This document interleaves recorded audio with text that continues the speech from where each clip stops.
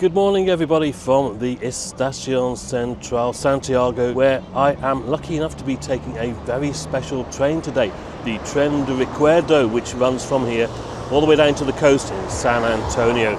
It's very special because it hardly ever runs and just happened to be here when it is running.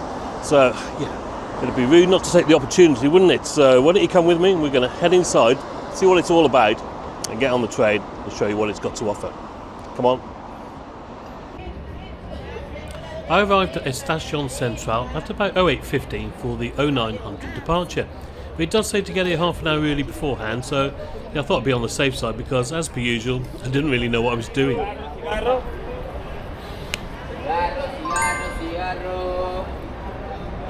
The station itself, also known as Alameda, opened in 1885, and the building and roof here were completed in 1897. It was designed by none other than French civil engineer Gustave Eiffel, and was declared a national monument in 1983. The main concourse is free from street vendors, but you will find some food outlets, ticket offices and departure boards, all the usual stuff, if you're catching one of the few services that do operate from this station.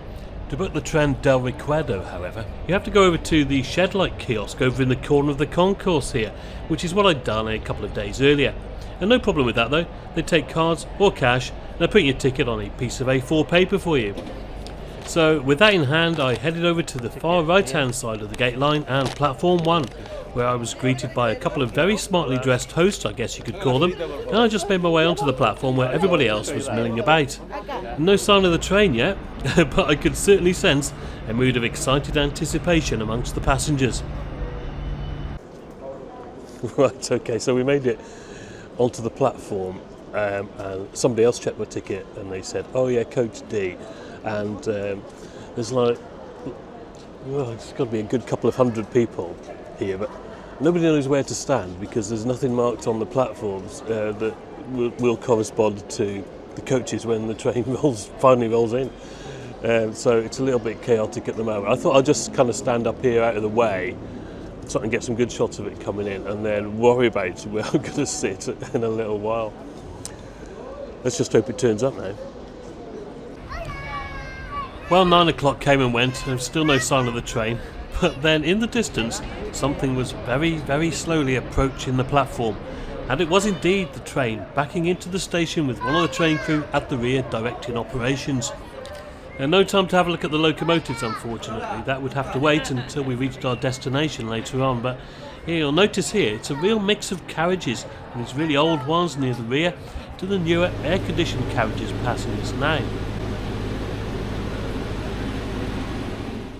I'll go through the options you have a little bit later on. I did take lots of photos of the train, which will be available to my Ko-fi and YouTube channel members as per usual. And if you're interested in signing up, the details are at the end of this video. Thank you very much.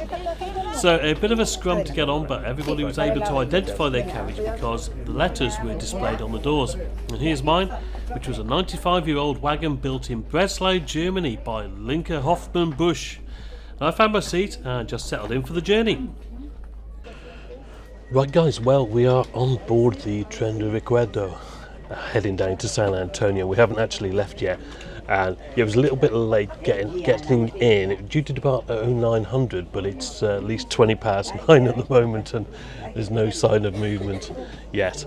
But yeah, first impressions, well, the carriages, they are like really wide. If I show you, I'll just like spin around again. If I show you from the perspective of my seat,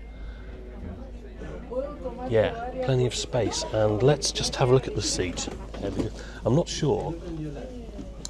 actually sure if anybody's sat next to me, and there wasn't anybody booked in there last night when I checked the seat map, but it's going to be quite busy, so let's have a quick little look. And well,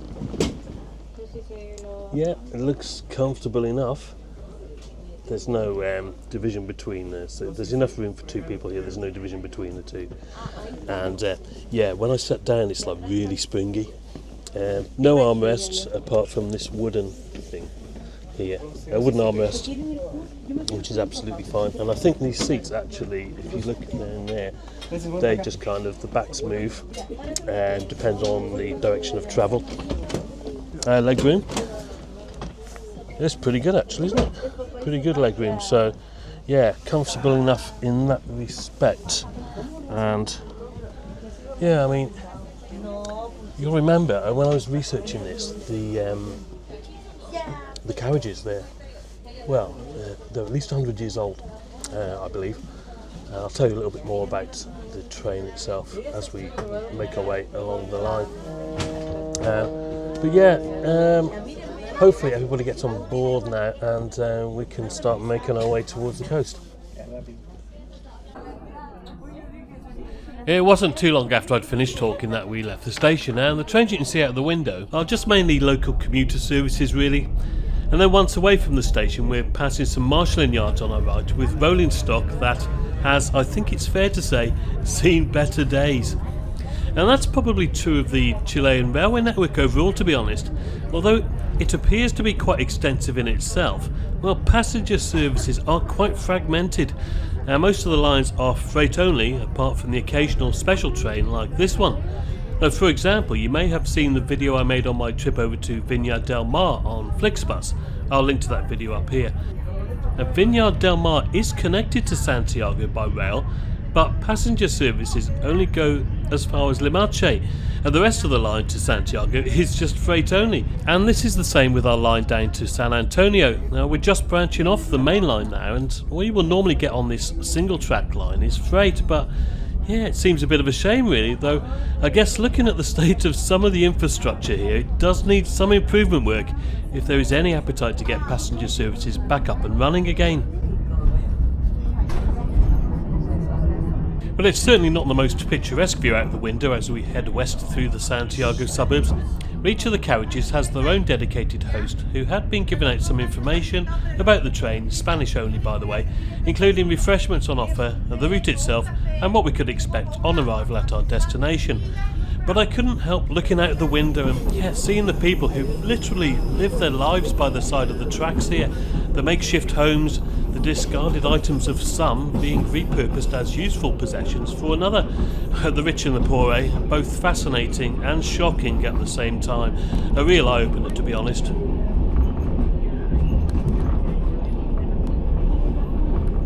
And this went on for quite some time really. The occasional bus would run alongside us, but yeah, it was fairly built up until we reached the open countryside and the fabulous Puente Ferroviario de Talagante Bridge that carried us across the Mapocho River, rises in the Andes and flows right through the middle of Santiago before joining the Maipo River and flowing out into the Pacific Ocean.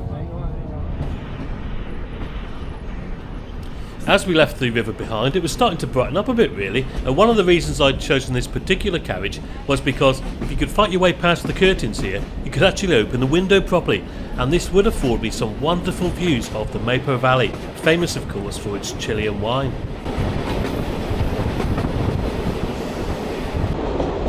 Right then guys, well, we were about an hour into the journey and made slow progress through the outskirts of Santiago, but we're now kind of hitting open countryside a little bit, and the trolley service is starting to come around, which I believe is free. You get free breakfast and snacks on this train. Yeah, enjoying it so far, and added bonus, of course, the sun is coming out, and so we've got a few blue skies, certainly on this side of the train anyway, and we're heading into a little bit more of a mountainous area. I'm assuming that we're going to go through some kind of valley terrain with some bridges and tunnels to match. Yeah, enjoying it so far. Let's see what we find further along the line. Well, it was more vineyards really at this point, a fantastic backdrop of the mountains behind there, wasn't it? And the trolley came down our carriage and we were served by our dedicated carriage host. She was really good by the way, didn't speak any English but that didn't matter, and I could get by with a smattering of Spanish and some pointing. That was absolutely fine. I had a black coffee, a sandwich and a brownie. Passing another level crossing where the barriers made a half-hearted attempt to stop the traffic, it was time for some entertainment. Yes, a guy with a saxophone and some backing music showed up and began to serenade or subject us to what appeared to be some Chilean favourites. Well, I didn't recognise them, but I pretended I did, and I began to sing along with the rest of the carriage who were absolutely loving it. And why not? It was all good fun, and it's all part of the package that's provided. You're paying for this, don't forget, so you might as well have a good time. We're beginning to climb now up the coastal mountain range and through the Puangay sector, where we cross the Estero Puangay by means of the Puente Ferroviario de Lumbreras. So a little more about the consist. Well, the carriage I'm in is first class and it cost me 31,900 Chilean pesos, about 25 British pounds. Now, seating 76 people potentially, they arrived into Chile around 1929, having originally been part of the German State Railways fleet. Now, whilst you're not really supposed to wander up and down the train when it's moving, I did have as much of a look as I could once we'd arrived into San Antonio. And here is the dining room, a similar age to my carriage. It has 12 tables, and from what I could work out, I think you pay per table. That will cost you 109,000 Chilean pesos, about £86. And each table seats 4 passengers, so yeah, the price works out quite well if they're affordable travelling together. I was really tempted by the Super Salon carriage here, which at a price of 39,900 Chilean pesos, about £31.50, it was the most expensive single ticket option. But there were no window seats left, unfortunately. Here, but it's a really odd but fascinating 3-seater sofa style arrangement, with capacity of 30, and dated from around 1930. There was only one left in operation, this one, but it did look, really comfortable. And the cheapest per person price on this particular train was the 78-seater lounge car. Dating from the 1950s, cost was 29,900 Chilean pesos, about £23.50. No opening windows, but it did have air conditioning. I didn't get to see inside of it, sadly, but there is lots of information on the train's website, which I'll link to in the description below. Right, so nearly 2 hours into the journey, and I've had coffee, a sandwich, which I'm going to eat later, a brownie, and just had a saxophonist come in and start playing some tunes which are more familiar to the native audience than they are to me, I've got to admit.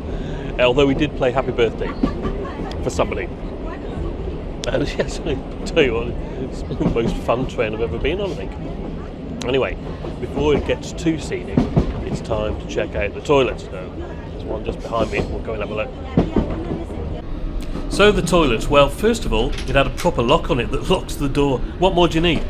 There was a mirror above the sink which had some liquid soap present and cold running water.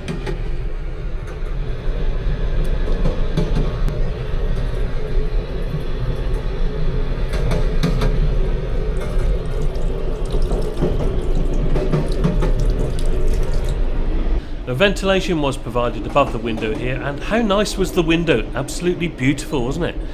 The toilet itself, it's more modern than its surroundings, I suspect. A toilet roll was present, and a couple of air fresheners helped to keep the area pleasant enough inside.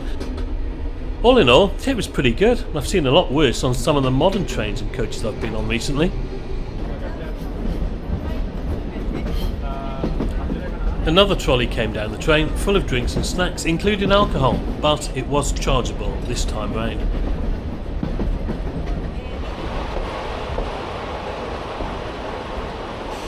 We're just passing one of the old water tanks here that we'd occasionally see along the line. We were arriving into Movia, a small station that looked more like a halt than anything else really. The flags and tables here suggested that it was probably geared up for tourists, and we did indeed stop, but only long enough to pick up some guides for the most scenic part of the trip, plus some people selling local artisan produce. After Movia, we begin our descent towards the coast by means of the Loleo Ravine, passing through 5 tunnels like this one and surrounded by native forest. The artisan ladies came through the train selling their artisan produce. The word artisan is everywhere these days, isn't it? You call anything artisan and you could basically just add 50% to the price. Anyway, the guides, well, they spoke only in Spanish, which is to be expected really. I didn't see any other non-Chilean tourists on this train, so I had to do my own research on the journey and the line during the trip. The line itself reached San Antonio in 1912, but 60 odd years on, competition from other modes of transport, notably buses, led to its demise, and the last trains ran in 1986. The name of our train, Tren del Recuerdo, translates into Train of Remembrance, which is quite fitting really. And yeah, bus travel, it's so frequent and cheap in the country that I can't see regular passenger trains returning to the line anytime soon. I mean, yeah, okay, our trip was really busy, and there's obviously a demand for nostalgia, but you've got to remember that these trains, well, they only run very infrequently, and they're just a tourist train, nothing more than that. Now, when I checked the website, there seemed to be a couple in May and June, and plus a few other services on other rarely used lines, such as Santiago to Limache and Santiago to Temuco. Then there was nothing until September, though obviously the weather and the changing seasons has an impact on this too.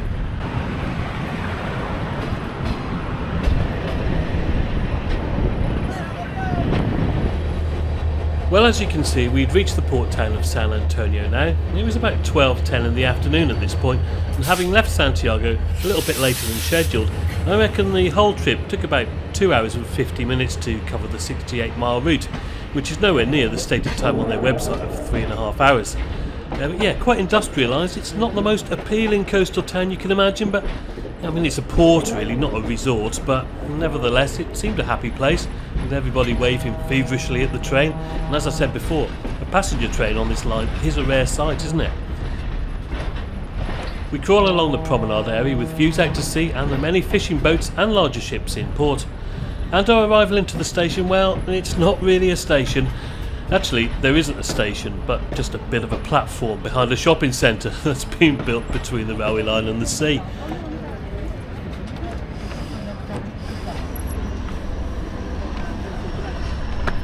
When I disembarked the train, I was finally able to have a look at the locomotives that had brought us here. D16012 and D16005, two General Electric shovel-nosed diesel locomotives, looking resplendent in their retro liveries and blocking the entrance to the shopping centre before having to reverse back up the line for a well-earned break.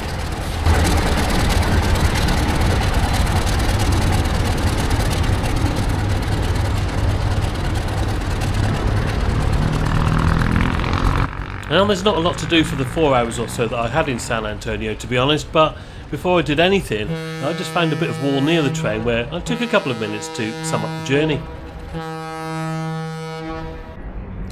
Right guys, San Antonio, Chile, just got here on the Tren del Recuerdo.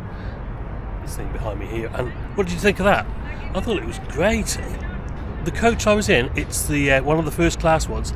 It's nearly 100 years old, and I'll tell you what, it's more comfortable than some of the modern trains that I've been on back in the UK, that's for sure. And yeah, do you know what? It's one of the most fun times I've ever had on the train, I think. We had we had food, we had drink, we had entertainment, we had a brief talk on the kind of the area, but I didn't really understand much of that. It was all in Spanish, obviously, and various people coming on the train and selling stuff if you want to buy it, but yeah, no pressure or anything like that. But it's a tourist train at the end of the day, and like I said earlier on, it's something that runs very infrequently on an old branch line down here to San Antonio. I thought it was really good, and if you're in Chile, if you're in Santiago, then it's well worth checking out.